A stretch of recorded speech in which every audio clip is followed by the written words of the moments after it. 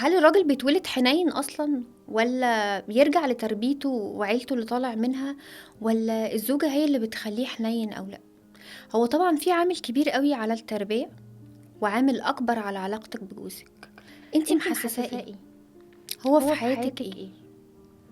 هل هو كل حاجة بالنسبة لِك وطول الوقت بتسعي إن أنتِ تعلّي منّه وتدّي له ثقة في نَفْسه وتحسّسيه قد إيه هو مهم في حياتِك، والّا عادي بتتعاملي معاه عادي؟ لأ طبعًا بيفرق، لإن دورِك ده هو اللي بيخلّيه يبقى عنده ثقة فيكِ أنتِ.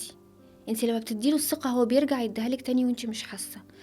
لمّا بتبقي حنيّنة عليه وحاسة بكل تفاصيله هو هو غصبٍ غصبٍ عنّه عنّه هيبقى هيبقى حنين حنين عليكِ. عليكِ.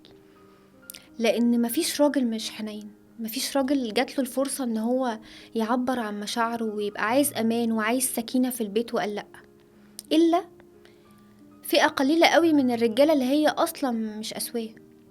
يعني هم الرجالة اللي مش أسوياء دول أو عندهم مشاكل، دول هنستبعدهم برّه الكلام اللي إحنا بنقوله ده كلّه، لإن هم محتاجين يراجعوا نفسهم في تفاصيل كتيرة أوي.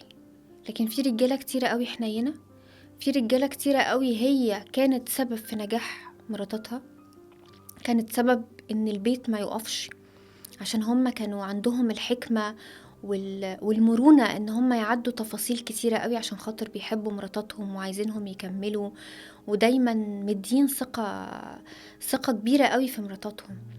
وعندهم من الذكاء الاجتماعي والذكاء العاطفي اللي يخلّيهم قادرين يطلّعوا من مراتاتهم حاجات حلوة كتيرة مش هم نَفْسهم مش عارفين عنها حاجة.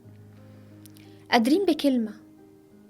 الراجل الراجل الحنين الحنين كفاية إن كفاية إن هو هو طول طول الوقت الوقت مش مش شايف غير شايف غير مراته، مراته، شايفها أحسن واحدة في الدنيا وشايفها أحلى واحدة ومُكتفي بيها ومش عايز يبُص على حد تاني برّه.